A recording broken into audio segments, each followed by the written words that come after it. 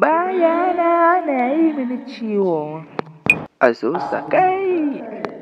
Barka da warhaka mai sauraro, sannan mu da ƙara saduwa a cikin wannan tasha tamu mai albarka, inda muke tafe muku da cikakken wannan rahoto haɗe da wannan faifan bidiyo da zai tabbatar muku da komai da kuma warware muku zare da abawa wannan lamari.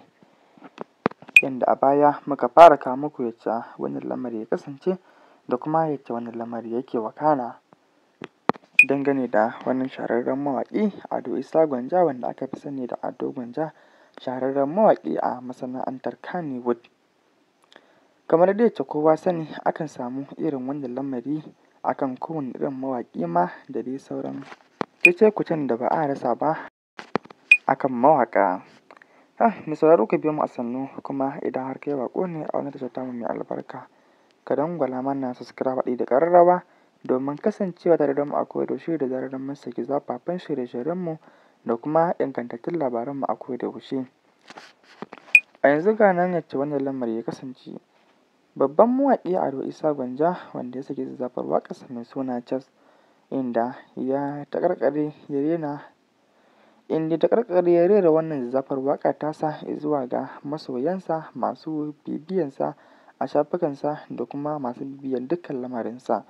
domin ya faranta musu da kuma yadda yake jin daɗin mu'amala da dukkan masoyinsa. Hakan ne ya tunzura shi ya kuma walwala shi zuwa binciko da tsaro wannan shahararren waƙa tasa mai suna Cas, inda kuma a yanzu wannan waƙa tasa ne ke jawo cece-kuce a social media da ma cikin al'umma gabaki ɗaya, inda hukumomi suke duba wannan lamari, inda har ma a bayan can ake sanar da cewa ba za a bari a saki wannan waƙa ba. A dalilin hakan ne mawaƙi Ado Isa Gwanja, idan har mai sauraro yana bibiyar labarai na yau da kuma waɗanda suke fita a bayan can, zai tsinkayi wannan batu na mawaƙi Ado Isa Gwanja, inda har yake ce ya bayyana masa dalili na hana sakin waƙarsa dangane da yacce kowane mawaƙi yake taƙarƙarewa ya rera waƙarsa zuwa ga masoyansa. To shi ma haka ya rera wannan waƙa zuwa masoyansa, kuma ba ya yi wannan waƙa ba ne da dalili biyu face don dai kansa ya yi wannan waƙa domin kuwa ya faranta iya masoyansa,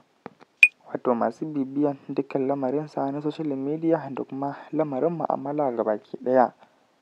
Inda ya ƙara jaddada cewa ya rufe kunnuwansa zuwa jin mugun ji da akan lamarin da za a faɗa akan wannan waƙa. Mun tambayi jin ra'ayoyin al'umma da dama dangane da wannan lamari, da kuma yadda muka samu shahararrun masoya wannan mawaƙi, inda suka bayyana mana ra'ayinsu akan wannan waƙa da ma sauran al'umma, inda wasu suke faɗan kyakkyawan lafazi akan wannan waƙa, inda wasu kuma suke faɗan mummuna a kansu. Duk dai ra'ayi riga aka ce. Ga nan dai yacce wanda bawan Allah ya faɗa mana kuma ya bayyana mana ra'ayinsa kan wannan waƙa, inda yake cewa wannan waƙa ba ta da wani aibu face nishaɗi ne zalla a cikinta, da kuma dukkan wanda ya saurari wannan waƙa ba zai aibata ta ko kuma ya yi mummunan furuci a kanta ba. Inda kuma muka tambayi jin ra'ayin wani, inda yake ce mana wannan waƙa idan aka yi duba da la'akarin lafazinta, dukkanta baɗala ne a ciki, da kuma yadda za ta haddasa bambance-bambancen tunani a cikin al'umma da dama. Duk dai wannan cece-kuce ya faru ne biyo bayan sakin wannan waƙa da aka yi. Mai sauraro kar dai ka manta da subscribe and like domin kasancewa tare da mu a kodayaushe da zarar mun saki zafafan shirye-shiryenmu da kuma ingantattun labaranmu. Kuma za mu ci gaba da kawo muku wannan rahoton nan ba da jimawa ba. Ku dai ku kasance masu bibiyanmu akan wannan shafi namu, kuma muna miƙa gaisuwa haɗi da jinjinarmu a gare ku.